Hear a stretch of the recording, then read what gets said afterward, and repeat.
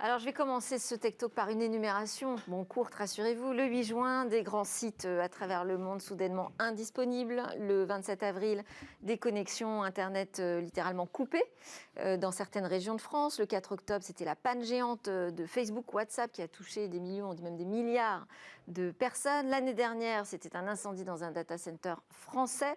Voilà, tous ces signaux sont-ils des alertes pour nous dire que le réseau est en danger, que l'on va connaître un niveau de panne de plus en plus croissant et fréquent? On va répondre à cette question, on va essayer en tout cas d'y répondre avec Maître Itéanu, avocat à la Cour d'appel de Paris, chargé d'enseignement à la Sorbonne en master 2 droit du numérique. Vous êtes aussi président d'honneur de l'Internet Society après l'avoir présidé pendant plusieurs années. Et l'Internet Society, c'est une société savante fondée par les pères fondateurs de l'Internet aux États-Unis, avec plusieurs filiales. Chapitres. Voilà, chapitres, comme vous dites, notamment en France. Et Internet Society a pris part, à travers des groupes, au sein de la gouvernance d'Internet, à l'élaboration des plus grands standards aujourd'hui d'Internet. À vos côtés, Maître Itéanu, nous avons Jérôme Nicole, ingénieur indépendant, fabricant d'infrastructures Internet, 20 ans dans les télécoms. Jérôme, de la tranchée, vous nous dites, au routeur en passant par l'économie et la régulation. Vous êtes intervenu pour plus d'une cinquantaine d'opérateurs, entreprises ou collectivités. Votre activité de freelance de conseil et expertise en réseau infrastructure vous permet d'accumuler, mais aussi de distribuer des retours d'expérience et de bonnes pratiques. Donc avec nous, deux experts de ce grand réseau et puis du cloud aussi, pour nous dire comment ça va se passer demain. Jérôme, peut-être on va commencer ensemble avec donc l'actualité la plus proche. Je l'ai dit, le 27 avril, les connexions qui ont été littéralement coupées, sectionnées, un sabotage de plusieurs tronçons de fibres optiques sur lesquels vous êtes intervenu. Qu'est-ce que vous pouvez nous dire déjà de cette panne, de ce sabotage ? Alors, des pannes sur des câbles longue distance, c'est quelque chose de relativement fréquent. Il y a des dispositifs de maintenance pour l'entretien. En général, on va compter quelques dizaines de milliers de coups de pelleteuse. C'est les principaux cas et causes d'incidents sur ces câbles. Pour les câbles sous-marins, ça va être des relevés d'encre ou des chaluts ou autres. Donc des accidents ? Des accidents, tout à fait. Là, c'en était pas un. Ouais. On a assisté à un sabotage coordonné de 5 points assez sensibles. Donc sur 80 km de rayon. Et c'est la première fois qu'on assiste à un tel niveau de synchronisation, oui. D'infraction, ouais. Mais des simples doubles ou triples coupures sur une infra d'un opérateur donné, plus ou moins coordonné, ça c'est, je dirais, c'est du tout venant. On a eu par exemple les antennes mobiles à Grenoble il y a 2 ans de ça à peu près, qu'on fait tomber les 2 points de présence de Bouygues. Manque de bol, les pompiers étaient chez Bouygues, ils n'ont pas pu bosser. Alors, ça c'est une actualité ponctuelle. Est-ce qu'on peut dire que ça met en danger notre connexion Internet ? Parce que finalement, on a vu des coupures chez les utilisateurs, mais pas si longues que ça. Ça a été vite réparé, ce qui montre sans doute les signes d'une résilience quand même du réseau, Maître Itéanu. Oui, alors c'est à partir du moment où on a décidé l'ensemble de la société de basculer sur ou autour des réseaux numériques, oui, il y a un risque. Ce risque, il est bien réel. Vous avez cité des exemples. Ça va du bâtiment, puisque c'est l'incendie du bâtiment EVH, en passant par les réseaux. Ça va des pannes jusqu'aux attaques, aux cyberattaques. Parce qu'à partir du moment où on rattache un système d'information, et vos confrères de TV5 Monde s'en rappellent, oui, au réseau numérique, immanquablement, il y a un risque, c'est inévitable. Alors après, statistiquement, ce risque, quel est-il ? Ce que vous dites, c'est que plus on dépend du réseau, plus on va s'apercevoir de ce risque. Voilà, ça me fait penser à une actualité récente sur l'énergie et le gaz. Voilà, tout d'un coup, on se rend compte, vous posez une question qui est une évidence, mais à laquelle on n'a pas beaucoup réfléchi il y a 20 ans, lorsque tout le monde a foncé sur les réseaux numériques. Et peut-être que maintenant qu'on en est dépendant, il faudrait penser à des plans B, à des façons de faire en cas d'attaque ou effectivement de... Alors quand on interroge les opérateurs, enfin les responsables des infrastructures, ils nous disent tous, nous on a des systèmes totalement résilients. Est-ce que, ça vous fait sourire Jérôme Nicole, est-ce que vous voyez comme ça ce réseau hyper résilient En l'occurrence, ou de plus en plus vulnérable au contraire? Bon, les câbles qui ont été sectionnés le 27 avril, ce sont des câbles du réseau LDCom historique, dont dépendent majoritairement SFR et Free, Oui. en ce qui concerne les opérateurs grand public, mais aussi des opérateurs longue distance internationaux. Il se trouve que SFR et Free ont, par souci d'économie, essentiellement relativement peu de redondance dans le maillage de leurs différents points de présence réseau. Donc, forcément, chez eux, ça a duré plus longtemps. Orange a été très peu impacté, voire pas du tout. Mais d'autres systèmes... Mais là, c'est une question d'investissement très local, finalement. Oui, tout à fait. Mais Orange, Free ou SFR ne sont que un parmi 73 455 opérateurs actuellement allumés sur Internet. Donc, c'est finalement juste des pannes locales. Et les systèmes, aussi résilients, performants et innovants soient-ils, parfois souffrent de défauts de conception, mais tout simplement parce que dans des grandes organisations, la main droite ne sait pas toujours ce que fait la main gauche. Le cas de la panne de Facebook et WhatsApp et tout ça, par exemple, en fait, c'est une interdépendance entre deux systèmes qui sont tombés. Enfin, l'un a entraîné l'autre, et il était impossible de réparer l'un sans remonter l'autre. C'est-à-dire, en fait, ils n'ont pas pu accéder aux machines pour remonter le réseau, tout simplement parce que le contrôle d'accès était dépendant de ce réseau. Donc en fait, ils ont attendu qu'il y ait à la fois l'ingénieur et le mec avec les disqueuses pour accéder aux machines. Et là, c'est un pour remonter problème la conf. informatique, c'est pas un problème d'infrastructure finalement. Qu'est-ce qui fait la différence? Puisque là, en l'occurrence, on parle d'une infrastructure de contrôle d'accès au sein d'un data center, dans le cas de la panne de Facebook, liée à une fausse... Mais c'est un problème, là aussi, local, je dirais, d'informatique d'un groupe, certes d'un géant du numérique. C'est juste un service qui est tombé. Voilà, c'est ça. C'est un service qui est tombé. L'infrastructure elle-même d'Internet, vous dites, c'est vrai qu'on n'y a peut-être pas pensé à notre hyper-dépendance il y a 20 ans, et même plus, au moment où s'est bâti Internet. Est-ce qu'il y aurait des choses aujourd'hui qu'il faudrait changer, transformer ?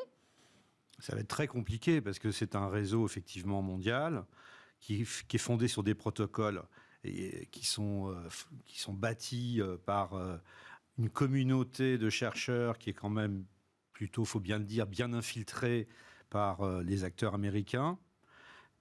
Cet Internet a une patrie qui s'appelle les États-Unis d'Amérique, il faut le dire.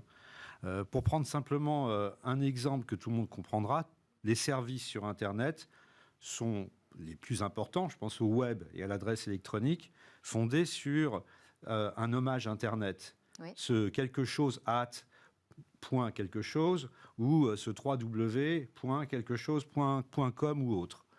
Ce système de nommage, il nous est indispensable pour pouvoir adresser un courrier électronique, un courriel comme on dit d'ici, et qui arrive à son destinataire, par exemple, ou pouvoir accéder à un site web. Ce système-là, il est fondé sur une dizaine de serveurs dans le monde, une dizaine de serveurs, dont 7 ou 8 qui sont aux États-Unis, parmi lesquels on trouve la NASA, un qui est au Japon, un qui est à Stockholm en Suède. Donc, ça, c'est pas très rassurant, soit. Oui, bien sûr, c'est un risque. Je crois qu'il est arrivé le temps de la maturité par rapport à Internet. Oui. On a été émerveillés par ce nouveau système, on l'a vu. Les techniciens ont des réponses, et puis ils ont une manière de voir les choses. Je crois qu'aujourd'hui, c'est le temps de la maturité. Il faut peut-être penser à peut-être un plan B, à une manière de fonctionner, même temporaire, en dehors du réseau numérique. Ce que je dis là, c'est peut-être difficilement entendable, mais c'est le bon sens. L'Internet Society travaille dessus, juste avant de vous faire réagir, Jérôme Nicole. L'Internet Society a alerté sur cette difficulté-là. Elle a établi un rapport en décembre 2019. Elle l'a orienté aussi droits de l'homme, parce que il y a des pannes qui sont aussi organisées dans certains pays par les États, par des États qui ont intérêt à ce que leur population n'ait pas accès à l'information libre ou puisse communiquer. Et donc, elle a alerté sur cette difficulté.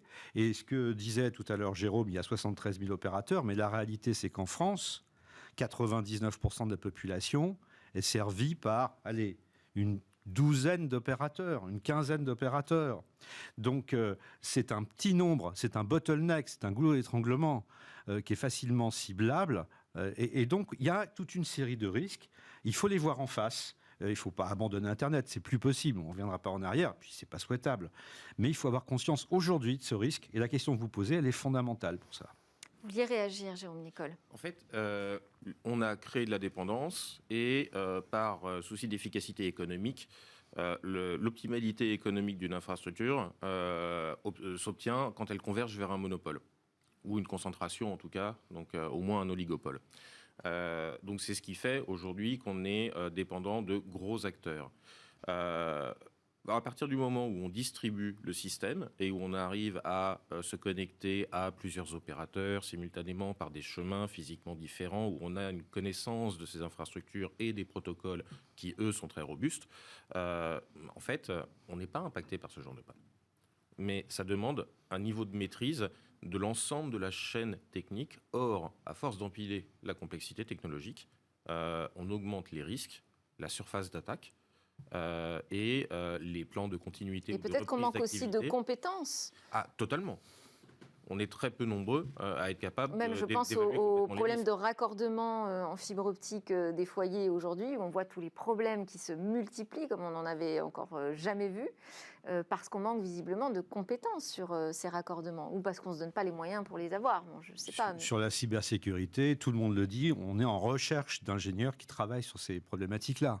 Il y a deux grands types d'attaques. Il y a les attaques de masse. Vous recevez tous les jours des ransomware, vous ne le savez pas, ou des mails qui veulent vous amener sur des sites, etc. Et puis il y a des attaques ciblées.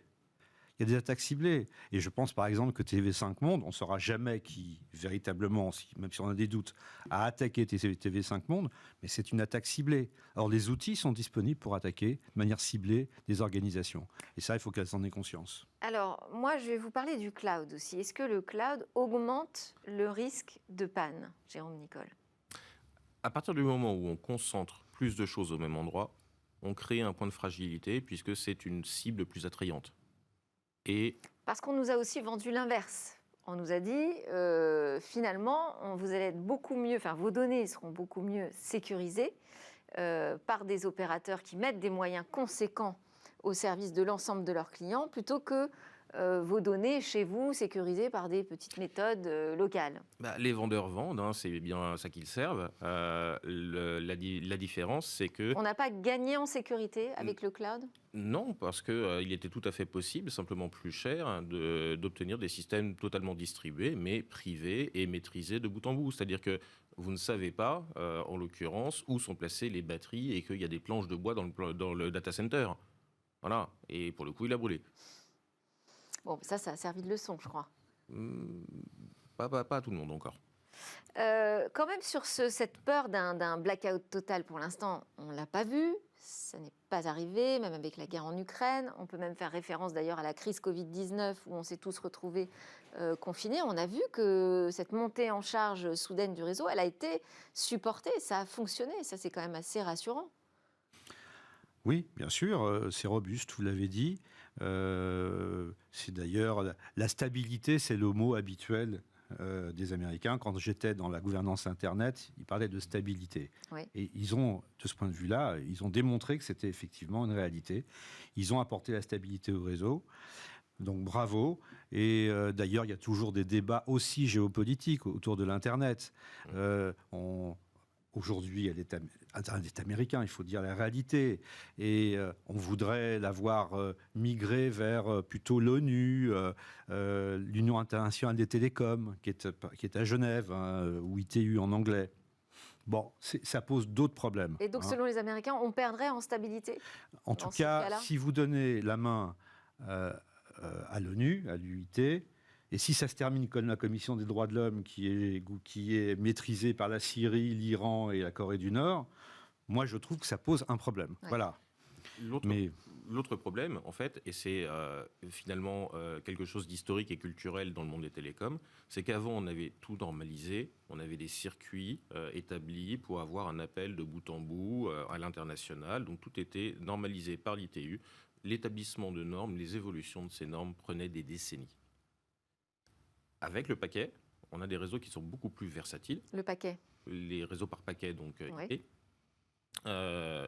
On est capable finalement de faire beaucoup plus de choses à beaucoup moins cher et d'en faire complètement autre chose avec le même réseau. Enfin, il y a toujours des standards, des normes. Oui, mais qui sont du consensus mou. On n'a pas besoin de se mettre tous d'accord pour que les protocoles puissent être interopérables entre les différents acteurs Vous qui pensez les à utilisent. quel protocole en particulier? Quelle fragilité? On parle par exemple, on a parlé des incidents voix, donc notamment sur le protocole SIP. Chaque équipementier, chaque opérateur va avoir une implémentation propre de SIP. C'est ce qui fait que parfois on a des problèmes sur les appels d'urgence.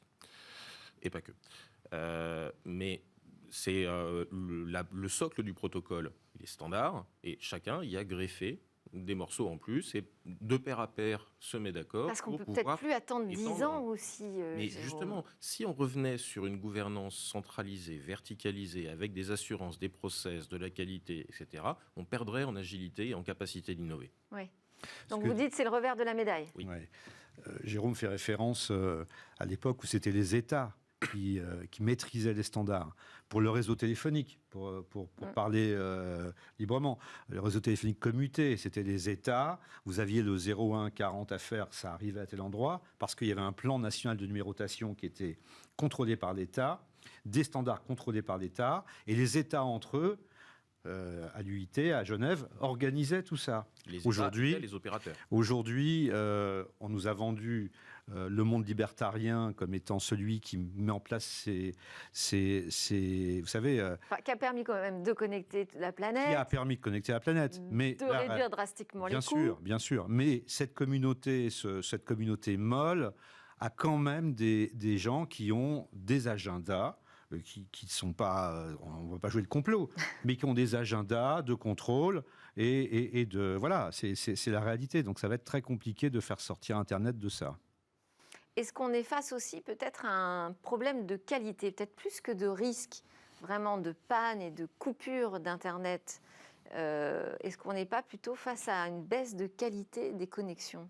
Alors, à vouloir tirer les coûts par une concurrence effrénée, on a effectivement un petit peu raboté les chandelles. Enfin, c'est quelque chose de relativement normal. Vous n'avez pas la même qualité de prestation pour 55 € pour un raccordement en distribution directe du FTTH que vous avez pour 2 000 € de frais d'installation d'une fibre optique professionnelle. Ça pose la question du modèle économique et du partage aussi des coûts. Tout simplement du fait qu'on ait décidé d'ouvrir à la concurrence quelque chose qui n'était pas optimal à ouvrir. L'infrastructure en elle-même, c'est elle qui coûte, la boucle locale. Alors que juste les routeurs pour faire circuler les paquets entre les services, derrière, au final, c'est l'épaisseur du trait en termes de coût global pour un opérateur. Ouais, mais là, on revient à la discussion précédente, c'est-à-dire qu'aussi, ça a permis de libérer le marché, de libérer les connexions de tous les utilisateurs. Mais moi, je pensais plutôt au problème du modèle économique, à savoir qu'on a d'un côté aussi des flux de plus en plus importants. On consomme de la vidéo couramment, de haute qualité, sur nos mobiles, pas seulement sur le fixe. Aujourd'hui, les opérateurs nous disent « Ah oui, mais nous, on doit investir dans des infrastructures de plus en plus onéreuses ». On en est où de cette discussion entre le partage des coûts, entre les fournisseurs de contenu et les fournisseurs de tuyaux? Les coûts ne sont pas proportionnels au volume ou au débit. Enfin, il faut quand même que quelqu'un s'occupe effectivement des de poser infrastructures les fibres optiques. et puis Et on leur paye des abonnements pour ça. Oui, mais c'est pas eux qui aujourd'hui, si je puis dire, tirent les marrons du feu. Ce sont ceux qui sont au-dessus et qui offrent les services. C'est eux qui entrent en bourse, c'est eux qui font des milliards et des milliards et qui ne participent pas beaucoup finalement au travail des opérateurs réseau. Et c'est ça qui pourrait peut-être nous mettre en danger demain d'une baisse de qualité sur les réseaux? En fait, pas du tout. Au contraire, c'est un écosystème qui est beaucoup sain parce qu'on y apporte de la biodiversité. C'est-à-dire que là où un opérateur investit sur une infrastructure et donc ne peut pas disparaître du jour au lendemain parce que c'est une activité qui est très lourdement capitalistique, une entreprise de service, je dirais, qui se rappelle de MySpace, qui utilise encore Yahoo, voilà, ils peuvent être balayés du jour au lendemain par un concurrent qui fait quelque chose de différent et nouveau. Bon, merci à tous les deux. On est déjà à la fin de ce talk. On a même dépassé le temps. Merci Olivier Tanu, avocat à la Cour d'appel de Paris, président d'honneur d'ISOC France, et Jérôme Nicole, ingénieur indépendant, fabricant d'infrastructures Internet. Juste après la pause, on se retrouve pour le portrait d'une femme tech.